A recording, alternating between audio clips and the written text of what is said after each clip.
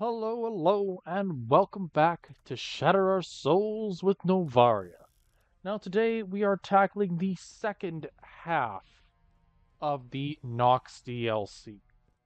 Now, admittedly, this is about an hour-ish worth of footage for the second half, but due to the nature of this DLC as a whole, there ends up being a lot of what I'll call dead air.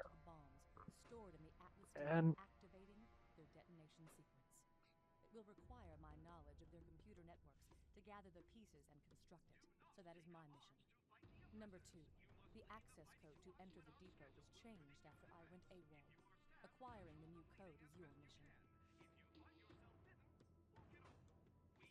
anywho, the point I'm trying to get at with this particular circumstance is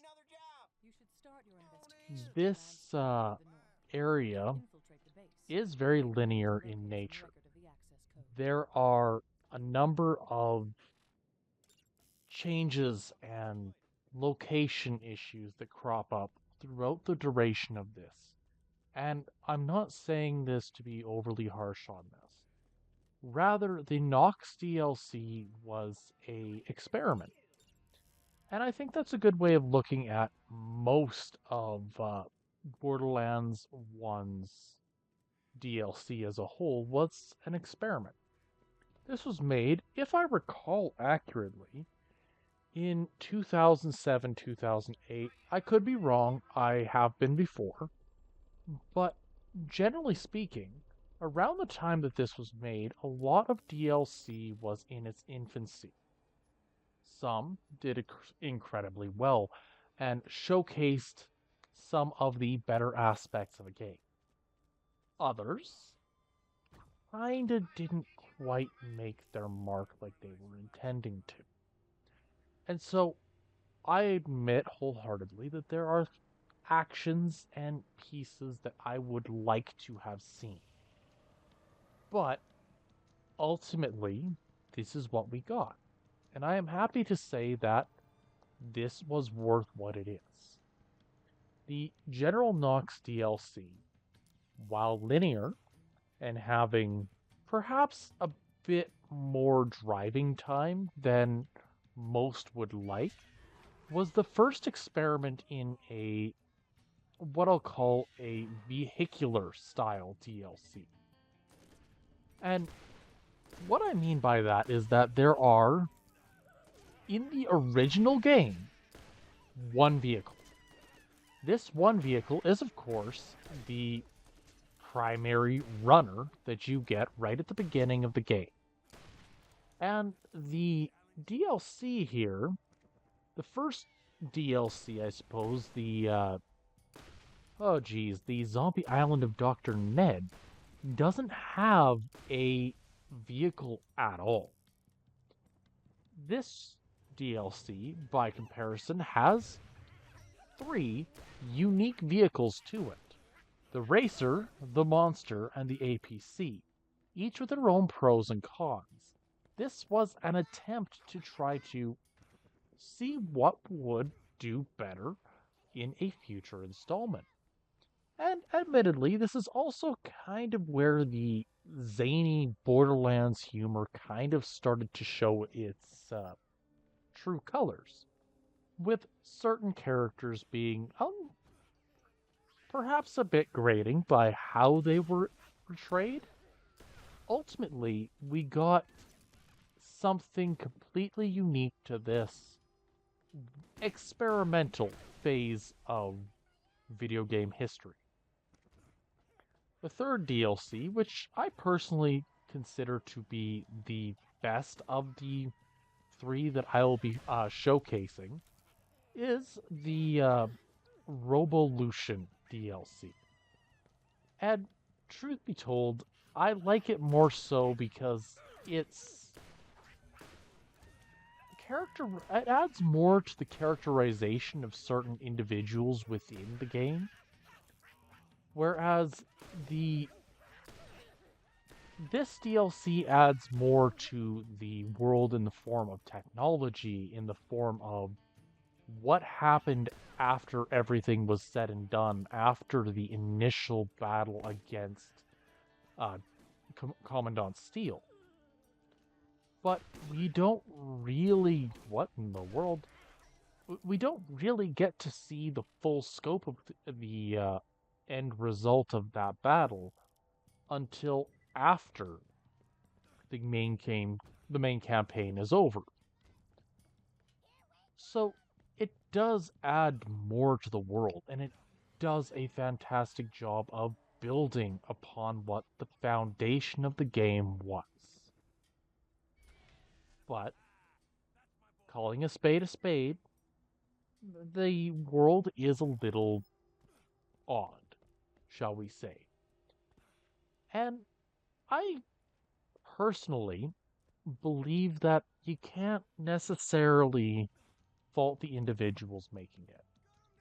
Um, it has come to my attention in recent months that game design is incredibly resource heavy. Now, this isn't to say that it's something that it is something that we should be aware of more than anything. Um, a friend of mine is a small indie developer and spends pretty much all of his waking time and effort into building a new video game. Time Crackers, for example, it took a year of development on his own time because that's what he wanted to do. And he's not even sure if he's going to break even on the amount of money that went into the creation of this game, be it from a technical standpoint, from the music, the character design, anything that he paid for to create this game. He's not sure if he's going to make or break even on. And that's kind of the reality of game design at this point, is that most of the time, video games these days do not break even. And so, what we end up with is that we are spending extra money on DLC, which is typically easier to build using the current technology that they have, the resource packs that they have, and so on and so forth. Which is why so many DLC seem to have almost a rehashed look to them. They're not necessarily completely new, there's something uncanny valley about it, so to speak, where a lot of areas share resources with areas within the main game. Take this, for example. The Knoxx DLC, the bulk of it, is using resources that were allocated to two areas, the Dull Headlands, as well as the opening area of the Arid Badlands. You can see that in the texture pack that they used for the general building and whatnot. But it also takes more into account than that. The general makeup of the world, the what do I want to call it? The enemies, the creatures. Aside from a couple notable examples, like the drifters off in the distance there, all beings in this stage are fairly close to what I would call the basic version of, or sorry, are very similar to beings and entities within the original game's code. So they didn't have to reinvent the wheel, so to speak. And you can actually catch this in other sources. Mario Galaxy and Mario Galaxy 2 for the Nintendo Wii. Mario Galaxy 2 was originally intended to be DLC. But the issue became that they didn't know how best to utilize it. And so recording that? Dude, that is so mean. You are so mean, Derek. I am not sharing my ice cream with you. It's Rocky Road, too. Oh, I heard. I just need the access code for today. No, Derek. It was your day to have the access code. I'm on personal ice cream leave of absence. Code 3.5.31 in the manual clearly states. Then where is the code? Oh, you had it. I saw you. Oh, no, that is bad. Oh, I screwed up big time. Did you do, Derek? I might have played hooky to go check out the world's largest bullet. I think I left it there. Left the access code. Something that jeopardizes all of our lives. That's all of them at the world's largest bullet? Yes, correct. I got ice cream. Anyways, the point of the Mario Galaxy 2 was originally DLC, ideas that were left on the cutting room floor that, because of their development time being what it was, couldn't be added to the main game, or were afterthoughts that came to mind after the fact. But the goal ended up being to bring these ideas to life, and so they created an entirely separate game because of these ideas. And so DLC, ironically, is easier to develop, is less resource intensive, and will make sure that they can capitalize on the money that was spent making the initial game. So, with all of that in mind, what's next? We have to effectively head into what I'll call the last area of this DLC. We are heading into Knoxx's vaults, for better or worse. And so, I have come to a couple basic ideas of this circumstance. One is that, in general, this DLC does a lot with very little. And I know I keep coming back to this mentality, so to speak, of it's not ideal. But I want to emphasize the good that came from this.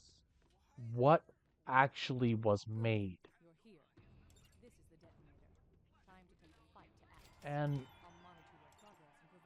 the goal of this entire DLC as a whole was to effectively stop the Atlas Corporation from taking over. That was the goal.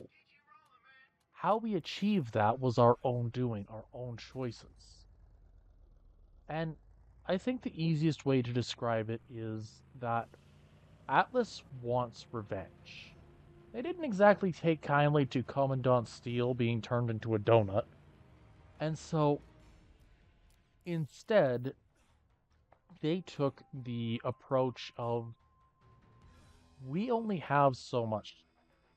We have so much at stake in this particular planet. It would be a shame if we lost it. And so, we end up with Knoxx coming to Pandora, setting up base, and really showcasing his strength as an individual. And truthfully, I understand and appreciate that to a degree. Knoxx being who he is and what he is at the time of this definitely was intimidating. It added another layer to the Atlas core, something that really sets him and his core apart from Commandant Steele's. Commandant Steele's core was, for lack of better terminology, just the Crimson Lance. They're not necessarily their A team. I'd consider them more like the C or D team. They really didn't have a whole lot of fighting power behind them. They had a bunch of guys willing to do the job, and that was about it. Whereas, oh, invisible walls. Whereas Knoxx had a lot more planning involved. Not only did Knoxx have better gear, better trained soldiers, and all around better security, but he also had hired Athena's assassin squads, as well as simply brought himself. And while I don't usually like using um Hey, so I guess I was wrong. I thought you were gonna be cool and help me get out of here. But you would not believe the shit I have to put up with. Okay? The Admiral just made me French toast out of a sock and some friggin' gum. Mate, all bets are off. I'm gonna have to kill you now. Sorry. right. Knox is having a very bad day. But his whole spiel is he doesn't want to be here. And I mean, truth be told, I don't think I'd want to stick around Pandora too long either. It's just not something that I personally could handle.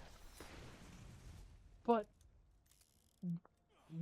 Knox would succeed where Steel failed. Steel tried to usurp all power on the planet and used coercive methods to let you know that she was the person in charge and that she would fight back if you continued down your tirades. But at no point in time does she actually personally get involved. She talks to you a couple times, says, "Hey, you're doing a lot of damage to the political structure of this planet. You need to go, knock it off, stop what you're doing, and cease and desist," is basically what we get out of her. And we basically never see or hear from her again until the final section of the game where you're starting to go through the Crimson Enclave and really digging your heels in to show that you're ready to take on the final boss. You don't get that with Knox. He is there, he is in charge, he wants you to know that anything and everything you do to fight against him is going to be met with extreme measures. From Cereza here fighting back to every single piece of machinery that he can muster. And I gotta praise him for that. But all said and done, Knox, how do I put this? Knox has a major issue or major flaw in just the fact that his DLC wasn't optimally built. Now, again, I'm tying this back into it, or tying this back into the flaws in design. I am not saying that I could do better. In fact, I can guarantee I wouldn't be able to. But from a design standpoint, the linear nature of this world means that the easiest way to get from A to B is not playing the game. It is save quitting and coming back in. That's one of the major flaws, in my opinion. And I'm somebody who despises fast travel. If I am playing a game, even Witcher 3 Wild Hunt, which is absolutely massive world, I only use fast travel when absolutely necessary. And that absolutely necessary is traveling between areas like Skellige, which is an entirely different map compared to um, the Nord map. And so you end up with me basically only using it for the absolute necessity transportation. And that's all I ever want to use it for.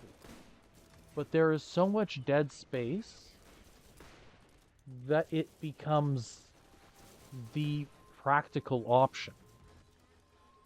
And rarely do I go about that practicality option. As far as the side missions go, Borderlands DLC has a bit of a questionable reputation with them. Now, in the Jacob's Cove DLC, a lot of the side missions are notable for being pretty quick little ha-has. Here we go, off to the races again. And that's kind of par for the course for this franchise, in my opinion. But there are some that are almost exclusively there to pad out runtime. And you can usually recognize them. In the Jacob's Cove DLC, there were some that were like, oh yeah, fight Pumpkinhead. Which, okay, cool, you fight Pumpkinhead. There is one in this where you fight a boss that is effectively Sledge, but reimagined using car parts. And stuff like that. Those ones are perfectly reasonable. They are fine, they are open-minded. But there are some, like headshotting 250 zombies, that are just there. And I'm not normally one to mind those types of challenges. I like the idea of precision challenges like that. 250 zombies, if you're playing and you're exclusively aiming for that, you're gonna hit it. And it's gonna be a lot easier than most people would say. But if you're not exclusively aiming for it, or are like me and completely miss the opportunity to start the quest until much, much later, aka after I had finished the DLC's main story altogether, then you end up with a mission that doesn't really feel right. You're just kind of left doing it because that's all you have left to do. Having played through it a second time after my failed run, shall we say, I can safely say that there is more than enough to do, and it's something that if you're keeping an eye on it and doing it throughout, you won't have any issues finishing that mission. But padding is something that comes up a fair bit in this batch of DLC.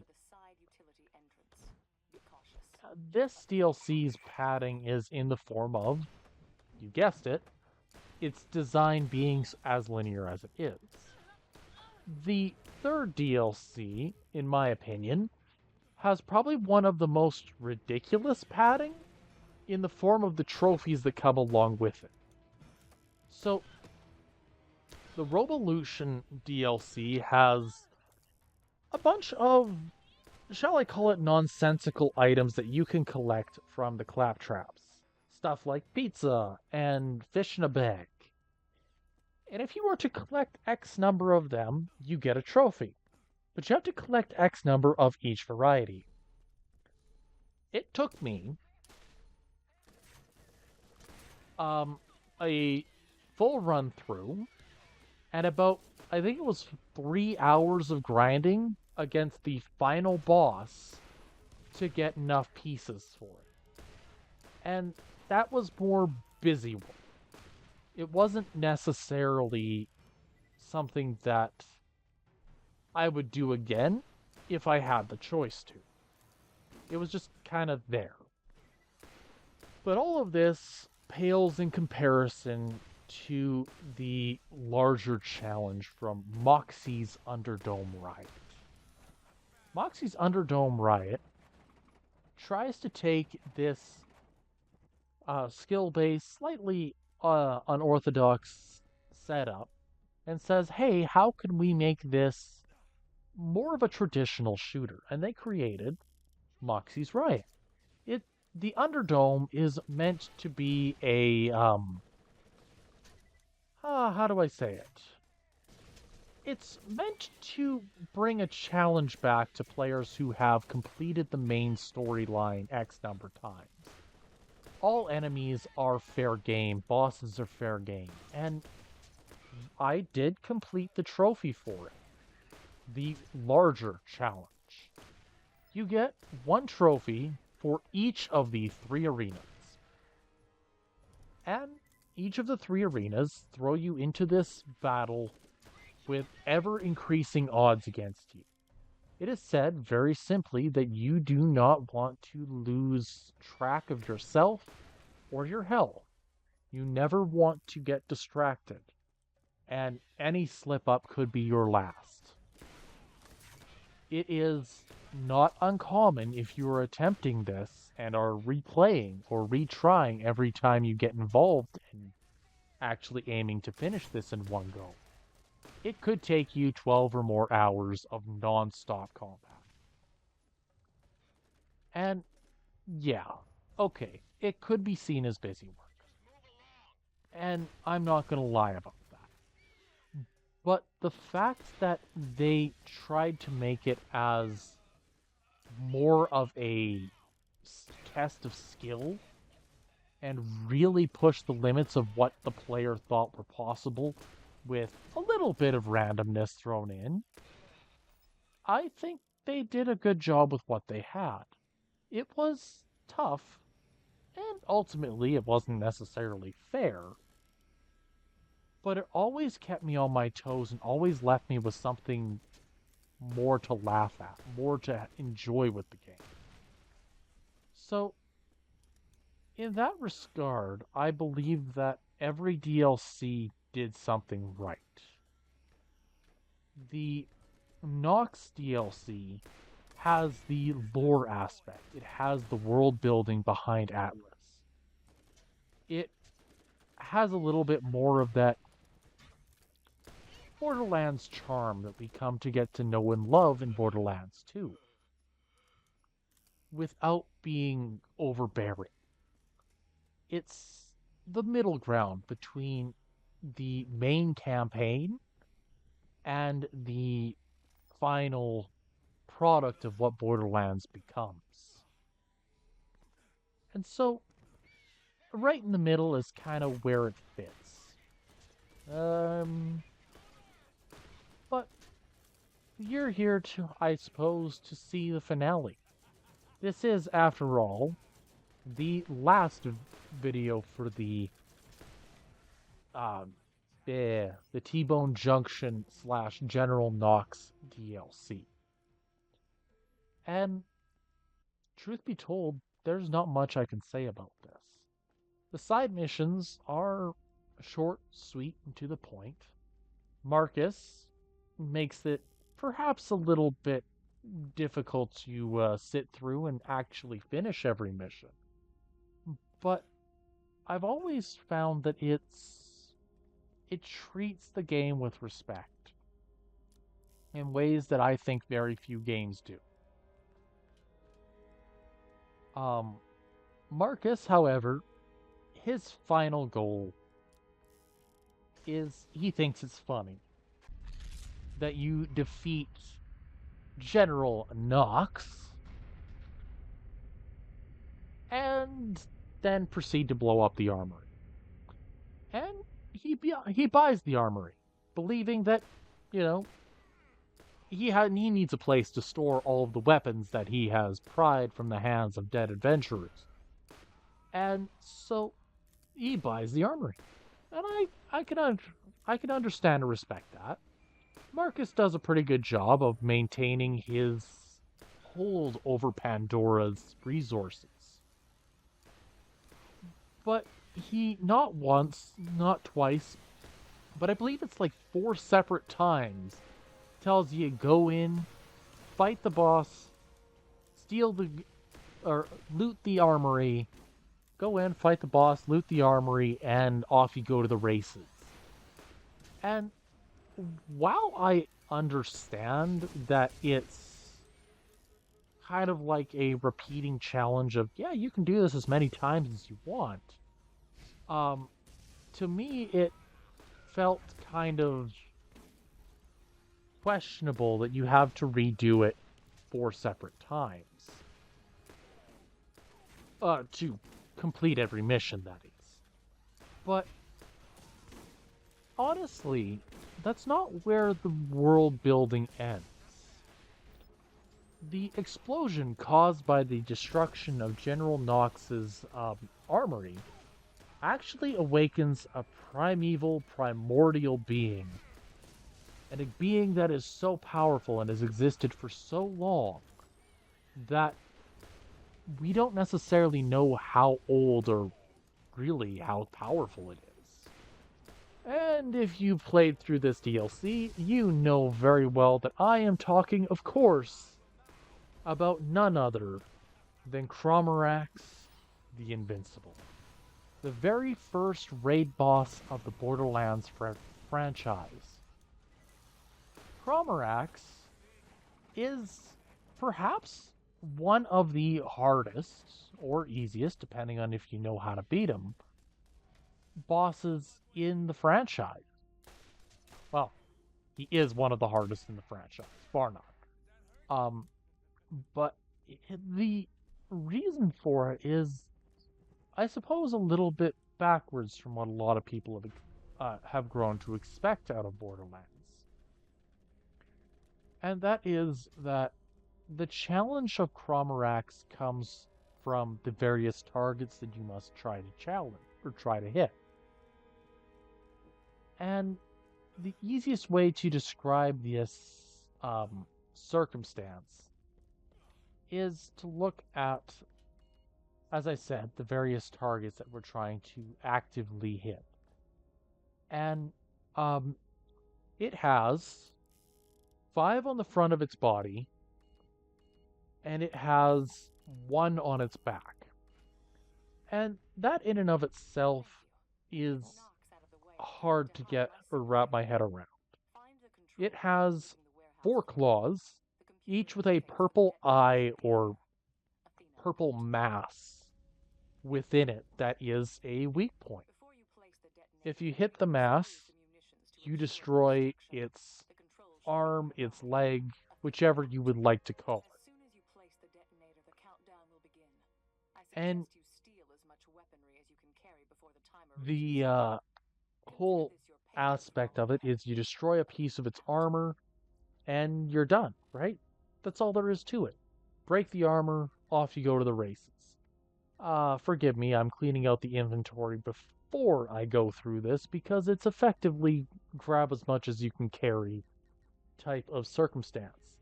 And, well, I like loot. And that's real. Oh, that's pretty.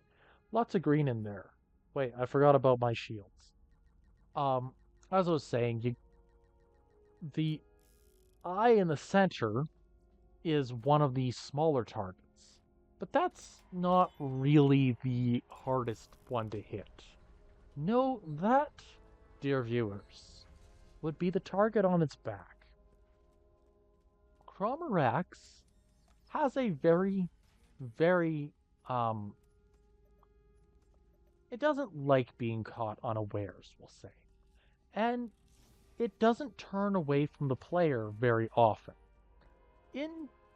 To do so, typically, if you are playing solo, which I do not recommend against this boss, you will effectively be able to get him to turn around briefly.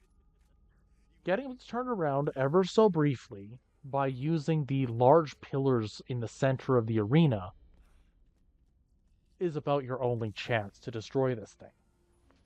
If you are doing this as a multiplayer endeavor, my best suggestion would be to destroy the armored craws and the maggots.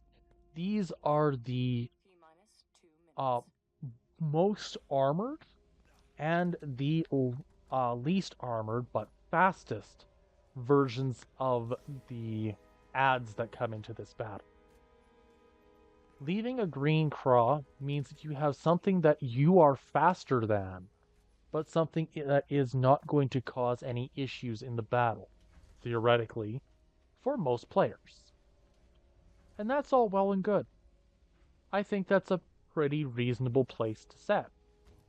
Where it becomes a bit more problematic is juggling multiple opponents at once with Chromarax itself. And Chromarax, it feels as though Chromarax is absolutely massive. And the result of him being absolutely massive is there's really not much you can do about him. Anywho, this is Novaria signing off, because this is the one DLC that you technically cannot beat without dying. If you like what you see, drop a like, leave a subscribe, and we'll catch you next time. Unfortunately, I have to disappear for now.